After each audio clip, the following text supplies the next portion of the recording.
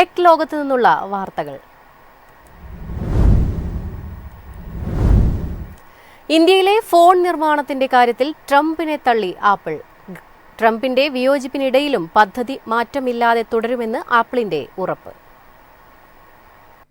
ഇന്ത്യയിൽ ഐഫോണുകൾ നിർമ്മിക്കുന്നത് നിർത്തണമെന്ന് US president Donald Trump ആഹ്വാനം ചെയ്തിട്ടും രാജ്യത്തെ നിർമ്മാണ നിക്ഷേപ പദ്ധതികളിൽ മാറ്റമില്ലെന്ന് ആപ്പിൾ ഇന്ത്യക്ക് ഉറപ്പു നൽകി. ട്രംപിന്റെ പ്രസ്താവനയ്ക്കു ശേഷം ഇന്ത്യൻ ഉദ്യോഗസ്ഥർ ആപ്പിളുമായി ബന്ധപ്പെട്ടതായി ഇന്ത്യൻ വാർത്താ ഏജൻസി റിപ്പോർട്ട് ചെയ്തു.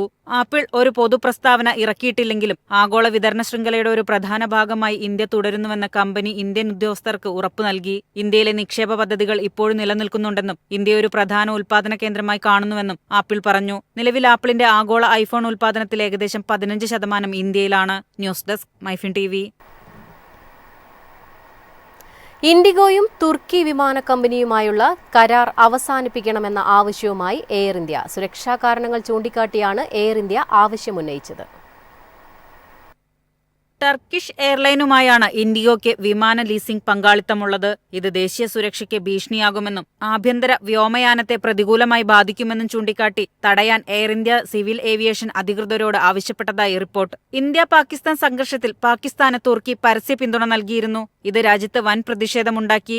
ഇന്ത്യൻ യാത്രക്കാർ തുർക്കിയിലേക്കുള്ള യാത്രകൾ റദ്ദാക്കുകയും ചെയ്തിരുന്നു. 2023 മുതൽ ടർക്കിഷ് എയർലൈൻസിൽ നിന്ന് പാട്ടത്തിനെടുത്ത 2 വിമാനങ്ങൾ ഉപയോഗിച്ച് ഇൻഡിഗോ സർവീസ് നടത്തിവരികയാണ്. News desk MyFin TV. കേരളത്തിൽ അടക്കമുള്ള വിമാനത്താവളങ്ങളിൽ പ്രവർത്തിക്കുന്ന തുർക്കിഷ് കമ്പനിക്കെതിരെ കേന്ദ്ര സർക്കാരിന്റെ നടപടി.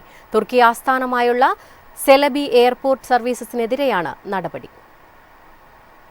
രാജ്യത്തെ പ്രധാന വിമാനത്താവളങ്ങളിൽ ഗ്രൗണ്ട് ഹാൻഡ്ലിംഗ് നടത്തുന്ന സെലൈബി എയർപോർട്ട് സർവീസസിനെയാണ് വിലക്കിയത്. കേന്ദ്ര വ്യോമയാന മന്ത്രാലയം ഇത് സംബന്ധിച്ച് ഉത്തരവിറക്കി. കമ്പനിയുടെ ഗ്രൗണ്ട് ഹാൻഡ്ലിംഗിലുള്ള സുരക്ഷാ ക്ലിയറൻസ് റദ്ദാക്കി. കേരളത്തിൽ കൊച്ചി, കണ്ണൂർ അടക്കമുള്ള വിമാനത്താവളങ്ങളിലെ ഗ്രൗണ്ട് ഹാൻഡ്ലിംഗ് ഇവരാണ് കൈകാര്യം ചെയ്യുന്നത്. ദില്ലി, മുംബൈ അടക്കമുള്ള പ്രധാന വിമാനത്താവളങ്ങളിലും ഗ്രൗണ്ട് ഹാൻഡ്ലിംഗ് നടത്തുന്നത് ഈ കമ്പനിയാണ്. പാകിസ്ഥാന് പിന്തുണയുമായി രംഗത്തെത്തിയ തുർക്കിക്കും അസർബൈജാനുമെതിരെ കടുത്ത നടപടിയിലേക്കാണ് ഇന്ത്യ കടക്കുന്നത്. ഇരു രാജ്യങ്ങൾക്കും ടൂറിസം രംഗത്ത് വലിയ പ്രതിസന്ധിയാണ് ഇതിലൂടെ ഉണ്ടാകുന്നത്. ഇന്ത്യയിൽ നിന്ന് തുർക്കിയിലേക്കും അസർബൈജാനിലേക്കുമുള്ള യാത്രകൾ കൂട്ടത്തോടെ റദ്ദാക്കിയാണ് ഇന്ത്യക്കാർ. News desk MyFin TV. 2 വീലറുകൾക്ക് 10 വർഷത്തെ വാറന്റി പ്രഖ്യാപിച്ച് യമഹ. ഇന്ത്യയിൽ 40 വർഷം പൂർത്തിയാക്കിയതിന്റെ ഭാഗമായാണ് നടപടി. ഇന്ത്യയിൽ നിർമ്മിച്ച മോട്ടോർ സൈക്കിളുകൾക്കും സ്കൂട്ടറുകൾക്കും 10 വർഷത്തെ ടോട്ടൽ വാറന്റി പ്രോഗ്രാമാണ് യമഹ അവതരിപ്പിച്ചത്.